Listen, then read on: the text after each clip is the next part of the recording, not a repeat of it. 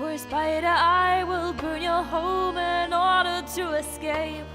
And when the darkness grows into my heavily loaded back, I'll shake it off my shoulders and I'll follow my own track.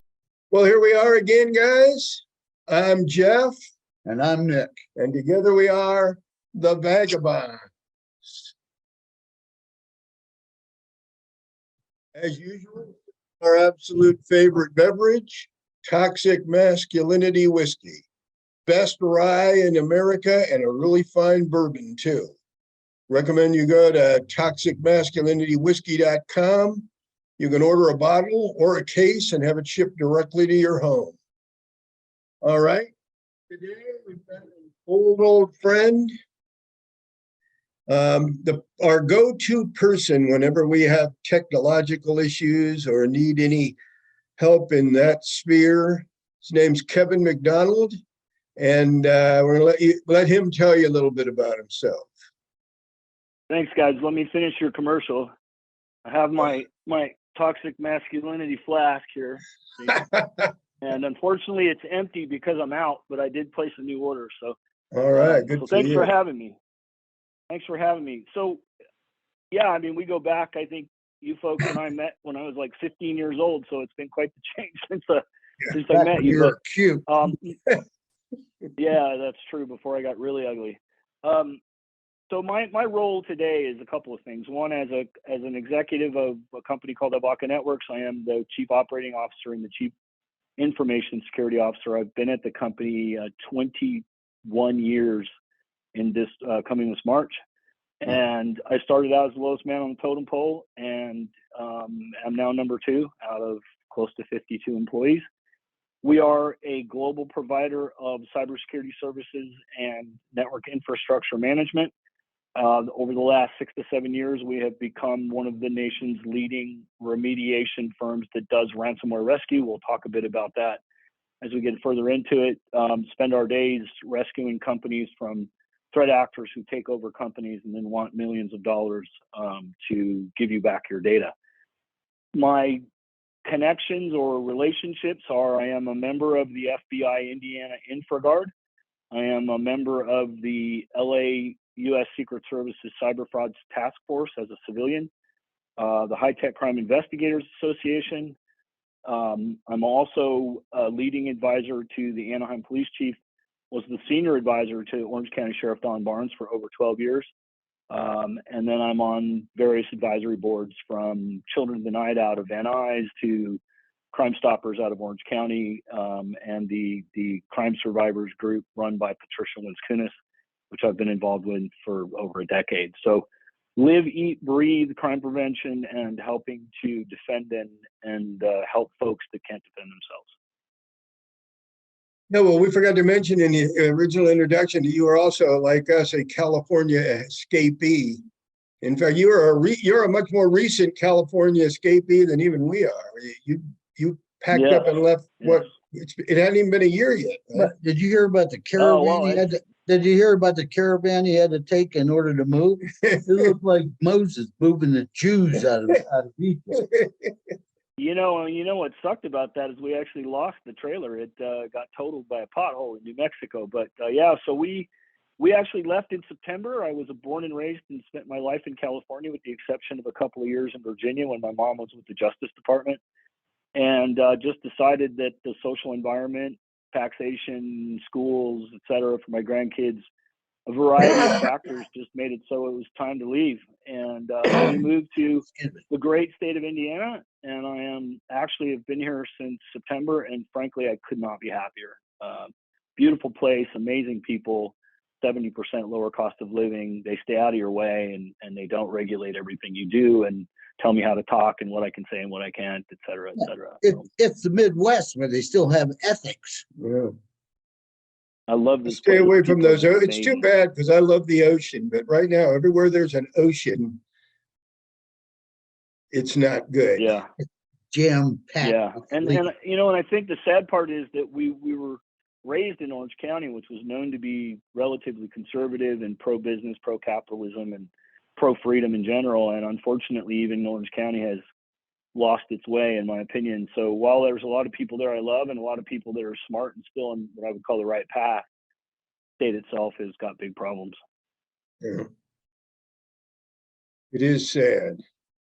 Well, listen, a couple of things I wanted to ask about one thing in particular, and I may not know what I'm talking about, which is frequent. Me too. But the recent shutdown of the air travel in this country and in the Philippines and in Canada, and the possibility that that might all have been because of ransom attacks on the systems. Do you have any insight for us mortals on that? Yeah, so the official line is that contractors that were responsible for code updates on that system pushed corrupted code updates and broke the system.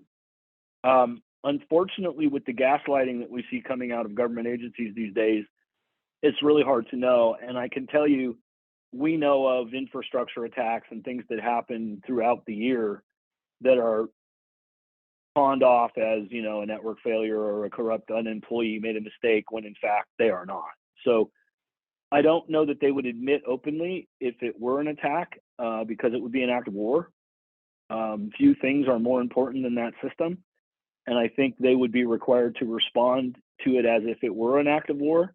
And therefore, I don't think we'll ever know. And if we do, it'll be before, you know, by the time I'm dead and you're long gone. So did he say backlight from the intelligence community? That's the only backlight from them is the phosphorescence and cockroach feces. Yeah. Well, true. No, and it's gaslighting. You know, it's I'm lying right to your face. You know I'm lying. I know you're lying, but we're saying it anyway. And frankly, a good part of the population only looks up from their phone long enough to hear the lie and doesn't really bother to check into it. So the government knows they can get away with lying straight to your face because most of the population will never ask the critical question.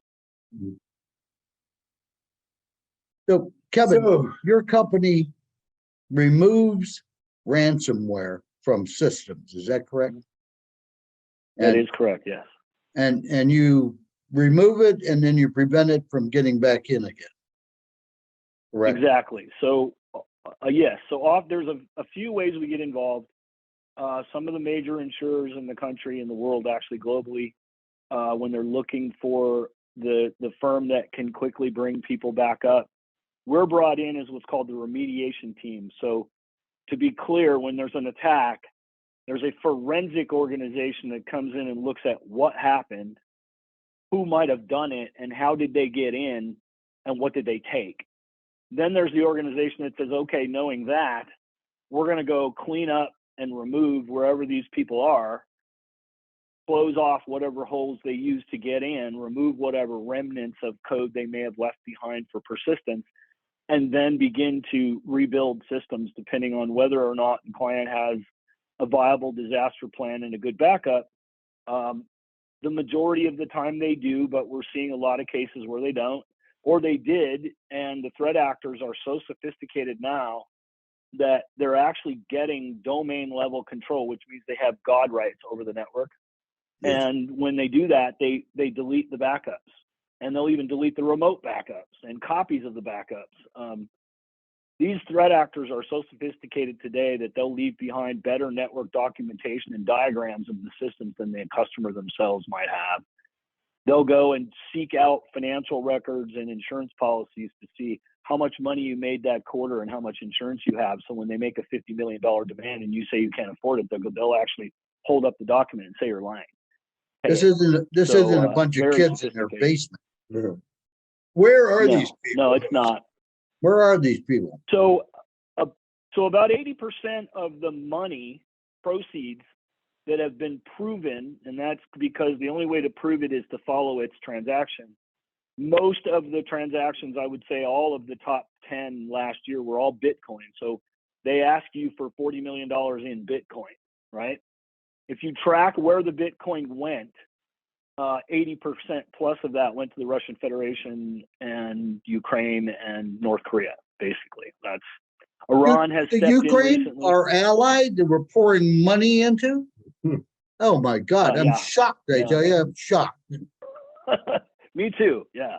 Let me feign shock for you for a moment. But yeah, no, they are not the most sophisticated, and they're nothing, frankly, in comparison to Russia. But North Korea, for example, 3.4 billion in the last year in theft from crypto mining alone. So cybercrime is going to hit well into the trillions of dollars. I think they're at 8 trillion by the end of 2023 and about 10.7 trillion by the end of 2025. That makes cybercrime the single largest economy in the world, and it's bigger than drug dealing and all that. And the thing is, your odds of getting caught are almost zero, literally. I mean, I'm not even exaggerating when I say it's almost zero. And when you do get caught, you get a few years, not 100. And for a small amount of crack in the right state, you can get life without. Whereas if you steal $100 million of cryptocurrency, they're like, don't do that. Be a good boy and go home. So you could actually track these people back to their address if you wanted to. Yeah. Could you also let's just say identify a hardware store nearby that sells ball peen hammers? I wish. Thinking about doing a little question and answer.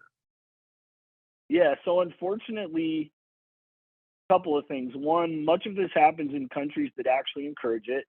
They publicly say they're part of the international community, but in fact, it's bringing billions and billions of dollars to their economy. Oh. So they're not inclined to put any type of a stop to it or even slow it down. But the answer is no. We know where the crypto wallet is, meaning we know it's in a Russian territory. We often will know that it's a group of people that have been identified by their technique and by the technology they use and by the fact that they're being paid into a certain wallet. But the odds of finding the individual in today's world with the ability to obfuscate and hide and bounce around through other people's computers and use a company computer to launch your attack, and it's really never going to happen. That's where the ball peen hammer comes in. Start following the food chain up from the one you catch. Well, yeah, and that's exactly there. And there is some of that going on. I mean, the U.S. government had been completely ineffective for the last 10 years almost on this stuff. And then about 3 years ago, they decided it's time to really step it up. And then 2 years ago, they had a real effect. I mean, we saw a massive decline in attacks temporarily for a very short window because they had all the information they needed to take down those particular systems, right? And then, of course, they just pop up. They're like a hydra. I kid you not when I say that. You cut off the head of one organization, 4 employees that were in this group go start their organization, 4 on the other side start another organization, and the next thing you know it, now you have 3 organizations that popped up from the one that you just destroyed. Yeah. It's like kidnap gangs. Very, very hard in prison, they create new gangs. Yeah. Yeah, and it's whack-a-mole, man. You smack one, the other one pops up, and there's just too much money, too little risk. It's too easy. Americans in particular, American companies are woefully inadequately secured. They're in complete denial. They literally don't believe it'll happen to them. And I've had some of the most horrifying conversations with people that have lost everything they own. Real estate businesses, doctors' offices, insurance companies, clothing manufacturer. That one clothing manufacturer that was from like the late 17, early 1800s went out of business because they couldn't afford to pay the ransom and didn't have a good backup. So this stuff is devastating. About 60% of the companies that get ransomware, even if they recover temporarily, ultimately don't survive. They can't take the reputation hit and the cash flow problems. They can't get new insurance. There's a lot of reasons why when people get this stuff that they don't ultimately bounce back. No, they took down a panty manufacturing plant, lace. Say it again. You had a client that was making lace panties, and they lost everything. No, that would have been a real travesty, but no. Yeah, this is, and I have to be very careful about even naming what type of clothing. But yeah, Yeah. So it was a clothing manufacturer. I got to be really careful because I have to be extremely careful with clients. But so bottom line Yeah, is very so reputable company. Yeah. it seems like years ago, I don't even remember how many now because I'm old and confused, but they were eating a lot more just people's random laptops and home computers. And that, at least to me, doesn't seem like it's happening as much, although maybe I'm wrong. Maybe it is, but Well, Well, the ransomware city of stuff. Yeah. Sammamish got caught. yeah, but that's a city. Yeah. Oh, yeah. City governments. We've rescued several city governments, several school districts, hospitals, large global manufacturers. I mean, we had one client a few years ago that was $210 million in cost to recover. I mean, it's this stuff is insane. But what's happened is the small people, the individuals like us, and primarily folks that are in their older age, more trusting than the younger crowd, and they will get hit with things like one of the most common ones that I've been called on recently is the Publishers Clearinghouse scam. They'll call you and tell you you've won $2 million, and they're going to come out on Tuesday with a guy in a Mercedes and take you to the bank to make the deposit. And all you need to do is prepay $7,500 in taxes. And frankly, a very large number of people get caught up into that. And once they've got you, they'll do things like, I'm dealing with a case right now that the poor woman lost everything she owned. She worked as a minimum wage employee for her entire life, saved about 175 grand. Got caught up in that Publishers Clearinghouse. She ended up losing everything she owns because they started threatening her family, and they actually took a picture off her Facebook and said, "We're going to kill this person." It was her granddaughter. And so she, out of fear, didn't tell anyone and ended up giving up every dollar she had. Then took the kids' education funds and the father's brother's retirement Why didn't funds, she and go to just the wiped out cops? everybody. Why didn't you Well, go to the cops? Embarrassment? Because I think there's too many. No, that's part of it, but it's really fear. So here's the problem. Most people watch TV shows and they think when an online threat happens that they're going to kill you, and they show a picture of your client that it's really going to happen.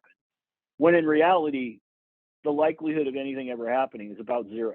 Yeah. But they don't know that. They've watched enough TV to know that, oh my God, if I don't pay, It's a credible kill my threat. granddaughter, right? Yeah. Exactly. And they will call you at home, on your cell phone. They'll call you at work. They'll call your daughter and tell them they're going to kill her daughter because your mom won't pay. Stuff like, I mean, it's insane how aggressive they are. They'll switch players. If And one you say player a can't lot of convince this you to is do coming out of something, the Ukraine? So no, most of that stuff is coming out of the, let's call it the African nations, and some out of India and in the the call center areas and things like that. It's much more, it's much more organized, I would say, and it's not a big hit. It's usually small numbers.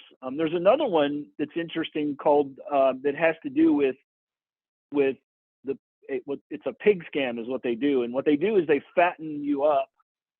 They find an attractive woman to hook you up and get you warmed up and talk to you for several months and get comfortable. And you might even think you're dating, online, and then she'll have all this pretty stuff in the background, or on the opposite end, it's male. And all of a sudden it's like, have you ever wondered how I make all this money? It's cryptocurrency. And there's this crypto place you can go and put your money and get X returns. And well, it's a legitimate website that looks like a legitimate website. It's got legitimate accounting. It's got, all the mechanisms to do banking, and you put your money in and they show you in a report every week or month how much money you're making. Well, what do you do when you do that? You put more money in. And so you do this until they get you to fatten you up. And then they butcher you. It's called the butchered pig process.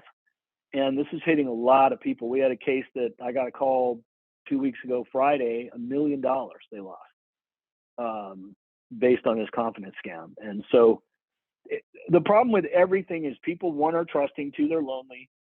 The desperation that I see in people that make these mistakes it's truly sad and it's tragic. And what's happening is they're Yeah, taking advantage Sure, of it's people. devastating. You Yeah. know, oh, it is, and it wipes out suicide. You lost everything and you got chumped. Well, Yeah. you know, Yeah. Kevin, I get Yeah. at least 2 friend requests from young women, usually fairly scantily clad in their profile picture on Facebook, every week. Sometimes 3, maybe sometimes 1, but on an average, I get about 2 a week. I always just immediately delete them or say no. But I always wonder, what is their ultimate plan? I got to come. So- It's not because they find me so attractive. I know that for sure. Well, so there's a couple of things. It could be your connection, who you are. So frankly, you guys have background in special ops. They don't know what you're connected with or aren't connected with. I get warnings from the FBI, personal direct warnings. When the last event I went to, they came and said to us, "Hey, you guys are at risk of in particular South or Chinese actors, beautiful women, trying to get you to become friends with them so that they can get access to the information, knowledge, and people that you know." Swalwell is a perfect example of that. The Democratic congressman who We know was sleeping with a spy, for Christ's the sake. one that was sleeping You know with what? Poontang. Fang. Exactly. And you know what? But he's not alone. I mean, they've got a whole campaign of coming after American men and women to try to convince you that they have a legitimate desire to have a relationship with you, when all it is a big con. And you might actually have a physical relationship like he did, but that's typical of what spies do, right? They give their bodies as part of their job. So They probably want to get with us because we're also published authors. Vagabond. oh, hey, wait, You can find it online. I got my copy right here. Good man. Good man. Now we And give. I have the Now we give.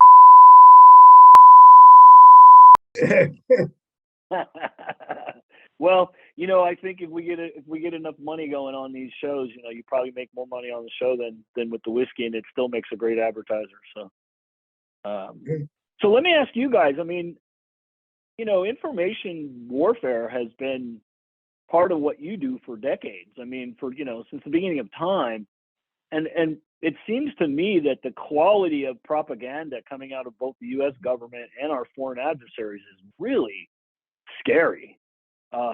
And you know, how has it changed in your view? And is there anything we could do to help the public not be suckered by either our government or by the government that you know, China, Russia, others that are trying to do damage to us?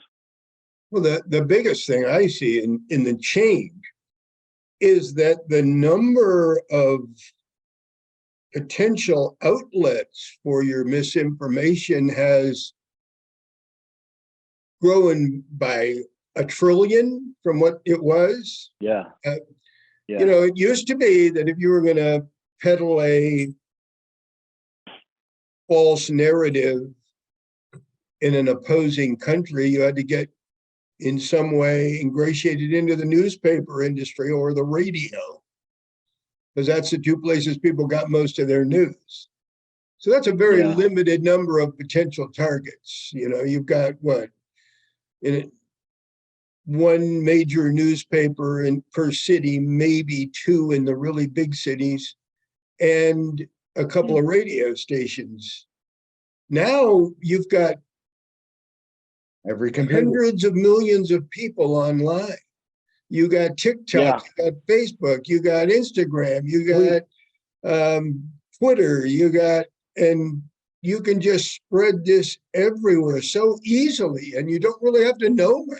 I mean, even a non-technical person like myself can get on Twitter. Of course, I didn't stay on very long. They threw me off in a very short. Him and George. Well, Another.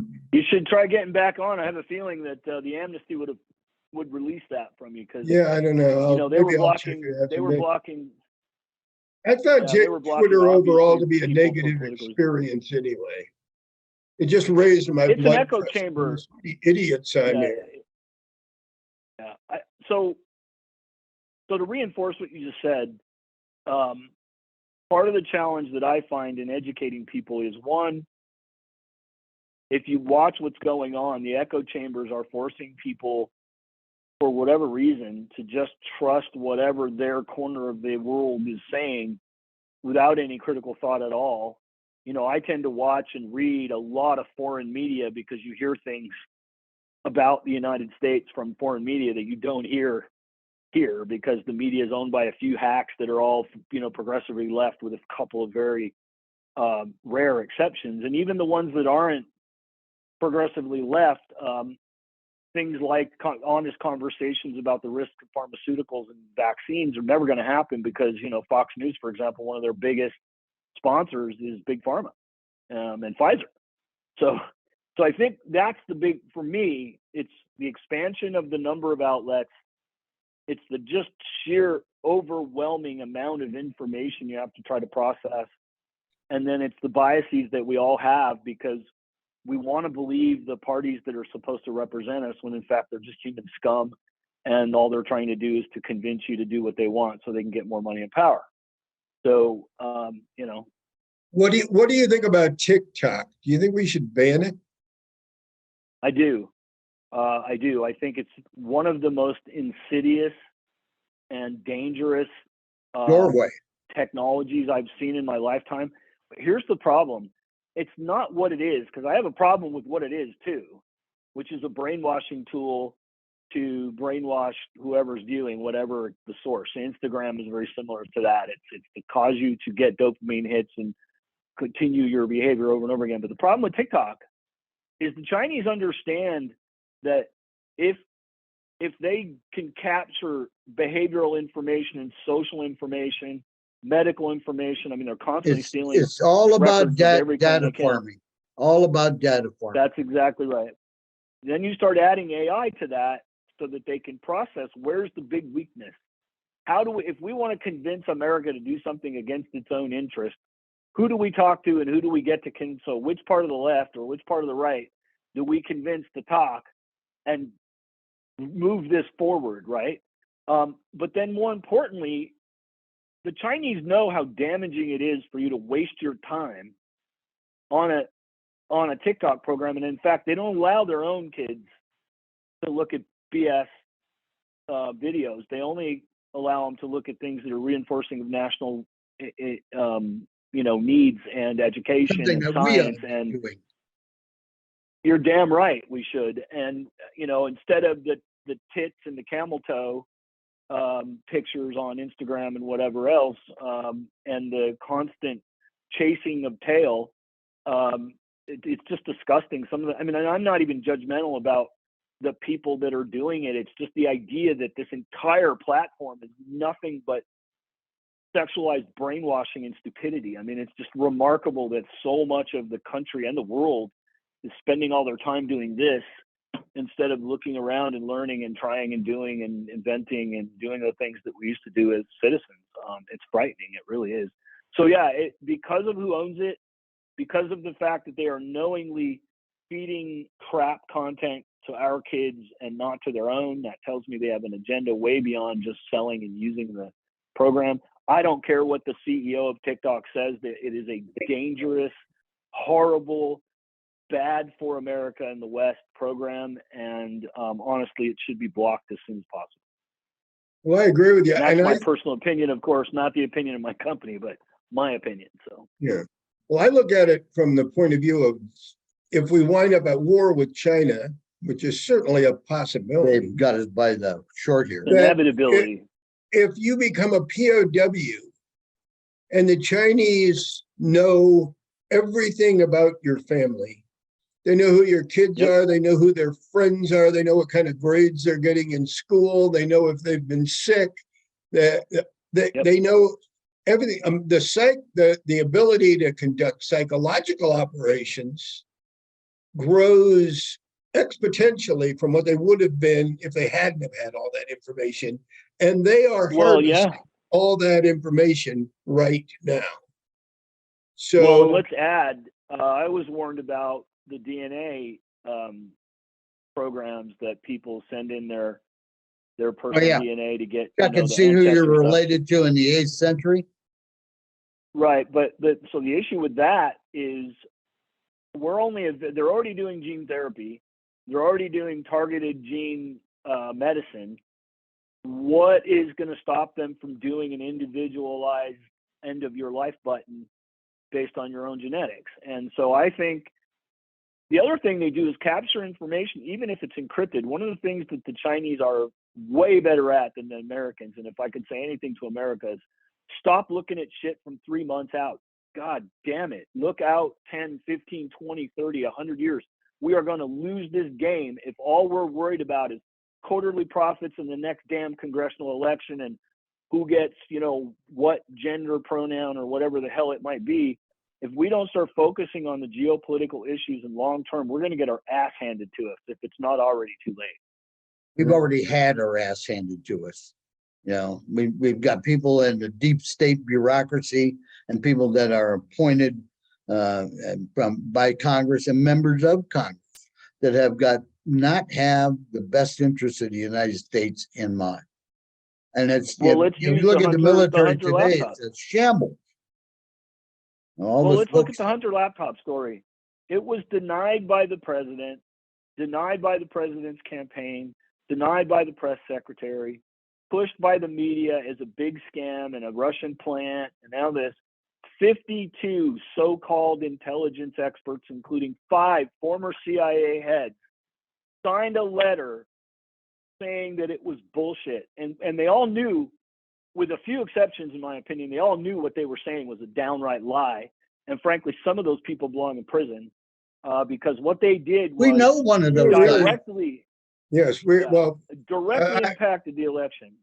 I know not all of them, obviously, but a few of the people that signed that letter. And I know never was impressed by any of them. I knew one of them, and he was on my A team at Devon before he came a big shot. Yeah, one of the. Yeah, so I mean, think about what they did, though. I mean, they knowingly influenced an American election, knowingly, because there are thousands and thousands of people who have acknowledged, had they known the truth, which Hunter's lawyer has now confirmed is exactly what we thought it was, they would have never voted for him. And so we know this was a manipulation in my opinion, one of the biggest election frauds that ever happened in U.S. They used to call that treason. Yeah. And they should start calling it the same thing, because under treason, you're not tried in the civil courts or criminal courts. You're tried by military tribunal. That's probably why they got that slug Miley in there in Austin, so they can prevent that if it does happen, of any kind of adverse effect on their little cabal. I, on the other hand, as long as you give me the address of those hardware stores where the ball peen hammers are, Jeff and I might be able to alter it. Just a tip. Well, the funny thing is what we're saying is not even radical. People say, "Oh, you're a conspiracy theorist." No, not one thing I have said is not based in provable, known, public facts. I'm not making stuff up. This isn't me imagining things. When I saw the laptop story about the technician, the repair shop, and they were trying to say he stole it, I'm like, no, there's a typical they're suing him now.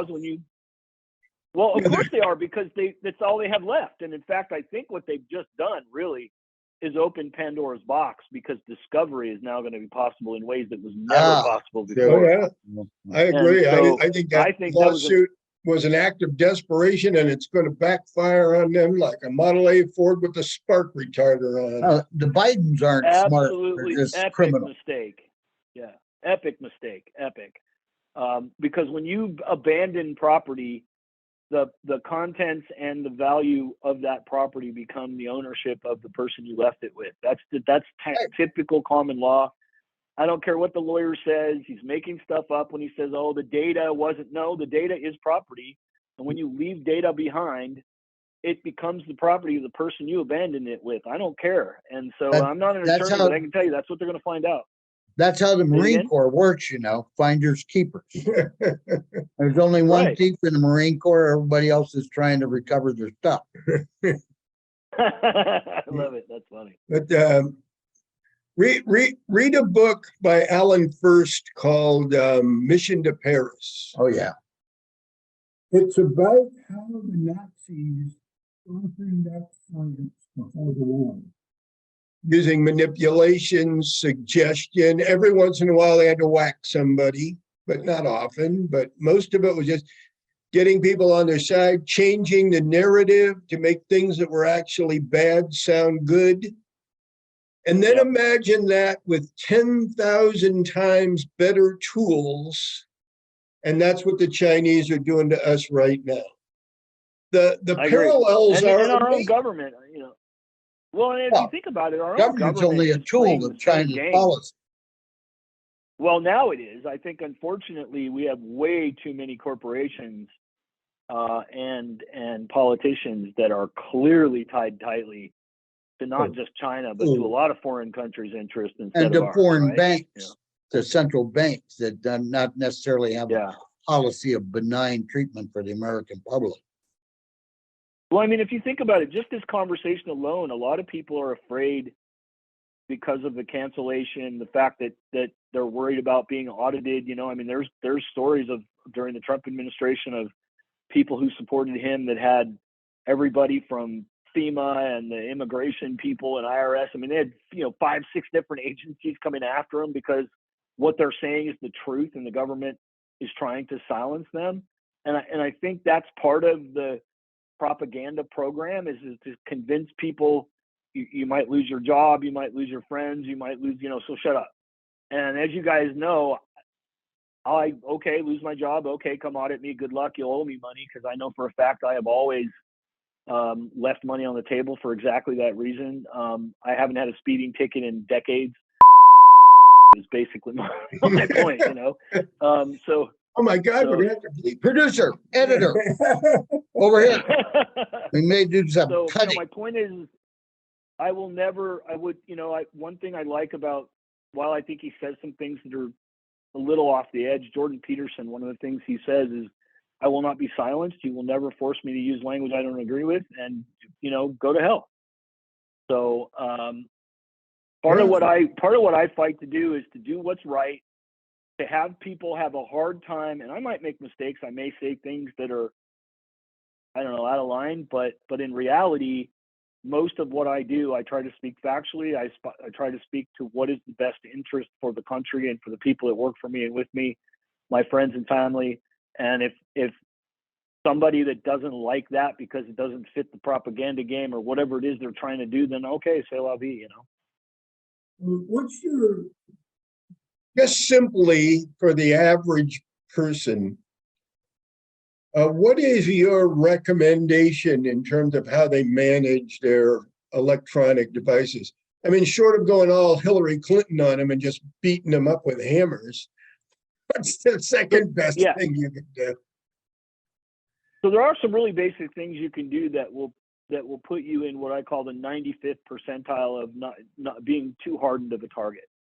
So updating your software on a regular basis. So you get automatic updates, and if it's not configured, set it as an automatic update, meaning that the operating system in your computer is brought up to its latest version on a regular basis. Much of what happens in the world of computers happens because there's a hole or a vulnerability in a piece of software that's on your computer that a threat actor uses to enter your world and become an owner or a controller or user or viewer of what you're doing. The second thing is to not use accounts that have administrative rights to do the things that you normally do during the day. So on a PC, for example, that PC will have a standard user and an administrative user account. Most people, unfortunately, don't realize the difference, and they're using an account that has install rights or administrative rights. Then when a threat actor sends you a phishing document or something with software that needs rights to install, you gave it to them because you used a credential that has those rights. If you use a standard account, then that account doesn't have rights to install, and what will happen is it will say enter your admin password. Now, of course, some people do that too and end up causing the problem, but at least it gives you another shot at resisting, right? Using long passwords that are at least 8 characters. I recommend 12. They're complex. They do get changed every 90 days. Do not duplicate passwords. And the reason for that is there's something called credential stuffing. Whereas if I get your password from LinkedIn and your username, If you're using that in other places, I have software that has a bot that takes that credential username and goes and stuffs it into Union Bank, B of A, CitiCard, all of the various Amex accounts, and sees if you've used the same username and password, and many, many people do. So a single breach of one of your more obscure, less important accounts can literally result in the takeover of your entire life. So I Well, you get recommend people usernames, like us that different can't things. remember passwords, so we have one password for more than one use in that. I mean, that's other than writing it down and putting it in your wallet, then all they got to do is capture you and your wallet, and they got everything. So there's a way to fix that. There are services like 1Password, Dashlane, that are encrypted online services that allow you to store your credentials in one place. They create long, complex passwords for you. You don't have to remember it. You just go in, you click on the company, it launches the company's website, cut, paste, username, password, done. It eliminates the need to have Excel sheets and paper, laying around. I got to tell you, though, ironically, Nick, you taught me something when I was a kid that I have used for years, and I'm going to replay it back to you. You taught me to write down 9 letters on a piece of paper. Let's use the word God help us as one of the examples. And you write 1, 2, 3, 4, 5, 6, 7, 8, 9 under the God help us. And then you write the letter in the password that you write down. That letter to you is actually a 1, but to the person who reads it, it's a G. You see what I mean? The 2 is a 0, is an O. And that way I can use Trigraph or a Joe Cassis system. Passwords. Yeah. Interesting. Good idea too. So that allows you to, and then I know that what you taught me wasn't that directly. It was in the old days, they would select the first part of a particular article in a foreign country when you were there working as an agent or as a spy, and you knew every week that your encryption key for what they were writing was the first set of numbers or letters in that paragraph of that particular article. I converted that to my own use here doing it, and I've used it for my whole life. And that helped. And that helped you become successful. Well, I think it did. Yeah. Like, yeah. At least 12%. Yeah, I think I was 16 or 17 when you showed me that. So man, we showed you a lot of things when you were 17. It's true, but it's like, how do you know what they're saying to you if you don't have an encryption key? And if you use the same key all the time, then eventually the bad guy gets it. And you said no, they change it every week because the article that comes out is different every week, so the key changes every 7 days. I just thought it was brilliant. Yeah. You've been doing it every day. You should. Your daily horoscope that pops up on your news feed every morning. You could. Yeah. There it is, exactly. Whatever source that they can pre-see, and you both know it's out. Couple more things to answer your question. Don't ever follow any link that someone sends you ever. So if someone sends you a link that says your PayPal account is being shut down, I found these pictures. I think you're in them. Yeah, we know that one. I get those. Yeah, he gets all. Oh, on my email. I send some of the ones I get to him, and it's just you've won something, or there's an invoice, or we're trying to deliver something to you, and we just need you to fill this out. Those things are constant. There must be hundreds of people out there playing those. They're not very sophisticated. And most of those are automated. Yeah, robos. And they just wait. Yeah, they just wait for somebody to answer it. And it's a decent percentage, unfortunately. The other problem is they've gotten so good. AI, honestly, is a scary thing. If we can cover one last thing here, I think what's terrifying. Artificial intelligence, the ability for them to take copies of what you've written or said, analyze the way you speak, your cadence, the language you use, the little subtlety things that you do and say, then turn around and write things that sound like you and look like you. Now they actually have visual AI that they can take 7 seconds of your face and voice and basically make you say anything they want. There are very significant videos of Tom Cruise out, where if you didn't know it wasn't him, you would never know it wasn't him. It's not him. No, it's the AI. girl said she was 20. Yeah. Yeah, things like that. Exactly. And, you know, so I think we're moving forward in the world of no, picture isn't worth 1,000 words anymore, and no, a picture isn't evidence because it doesn't mean a damn thing. Right. Video won't mean anything anymore because it'd be created by anybody they want. So I think why I believe the public is going to have a harder and harder time is the things that we use to judge reality are blurring pretty badly, and it's becoming very difficult for folks, even very intelligent people, to look and go, gosh, I don't know, that's really good. It might be real. You know, I should call them. Don't. You didn't win. No, you didn't. No, they're not holding your kid, you know, for ransom. No, you didn't. They didn't cancel your PayPal account. Just always start with the assumption that they're lying and unravel it if you really feel the need, but start with the assumption they're lying. Yeah. And then go from there. Well, some of them are actually funny because I get things that say that I have issues with accounts in banks that I've never had an account in my entire life. Yeah. Yeah. But they're just obviously shotgunning the market with those, hoping that somebody that actually has an account there will open it. And I view everything with a the old suspicious eye because, you know, they might be somebody I might have dated in the past, you know, trying to get past my password. Yeah, I think, so if I were to answer one thing that's also important is, if as Americans, if we're going to push for anything, we really should be pushing for infrastructure, security, increased focus on things that matter, like water, power, healthcare. For example, healthcare is like in the top 2 or top 3 most attacked vertical, but they spend about half of what the rest of the industry spend on cybersecurity. They spend about 7% as opposed to 15%. Yeah. While they're still the most targeted. And I understand part of it is cost controls and stuff, but really part of it is just denial and profit taking, and they're more worried about, you know, bottom line and doctors don't want to listen to anything that doesn't produce revenue. If it's not making money for them, they don't want to spend it. Yeah. I had an actual conversation with a guy a few years ago that was a very senior doctor in an orthopedic organization who we had done an initial assessment of their condition as an organization, so, you know, cybersecurity. And he walked in and said, I saw your report.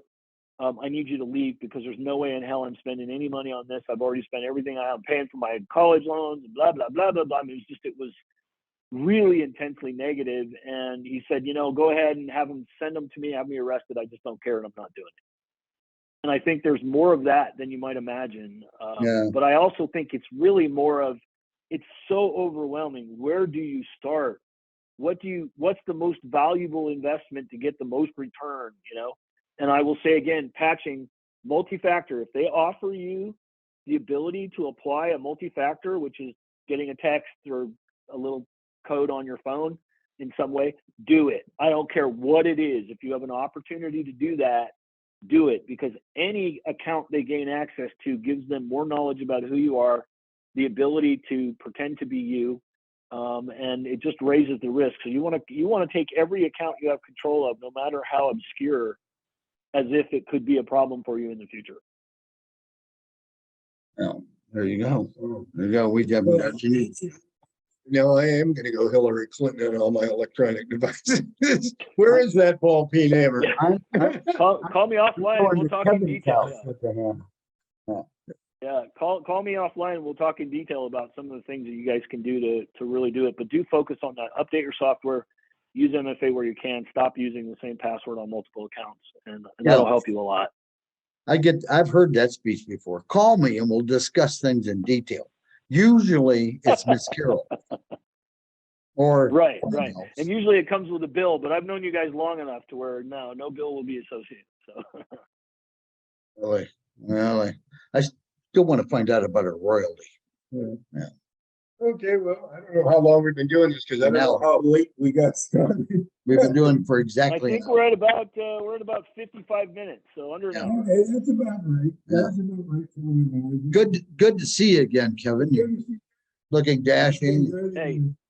Doc holiday outfit there. I keep expecting you to where you need a shoulder holster with a gun rack. You know what, most I people, actually most have people one. would suspect that he's making some sort of explosive device at that desk behind him. We know that he makes custom jewelry, but Yeah, let the public Yeah, let the suspect. Here, let me walk this way a little bit, and I'll show you. You can see what's well, here. You're on it, AI. you're on the edge. Oh, Just oh, broke. so my camera didn't follow me. What is going on? No, I didn't. Well, that's weird. It Huh. didn't do my Was follow. probably just was glad doing to it be earlier. rid of That's okay. So yeah, I have I actually am sitting in a 1,700 square foot shop in my basement that's designed for wood shop, Tiffany glass and jewelry design, and and I do. I moved to Indiana in part for life balance, and I haven't heard a siren in 6 months. I mean, And- it's like it's so And amazing. reasonably honest lawnmower repair. Well, after this, that'll change. Yeah. Yeah, we Yeah, that's true. crowded. Yeah, a whole lot Yeah, of That's true. waiting fun. line. Make sure you guys make sure you guys watch it, and anything you think that'll damage me, make sure you tell your buddy to clean it up. Got it. Okay. All right, Kevin. Thanks for coming. Thank you, up. brother. We really Always appreciate good to it. see you. Thank Good you. talk. Give our best to your family. Hopefully some people will learn some things. We'll find out. I hope so. All right. I look forward to the next time we have a chance to talk, guys. Thank you. Okay. Thanks, Kevin. Hold on. Ciao. All right. Bye-bye. Run, run, run for the dragon.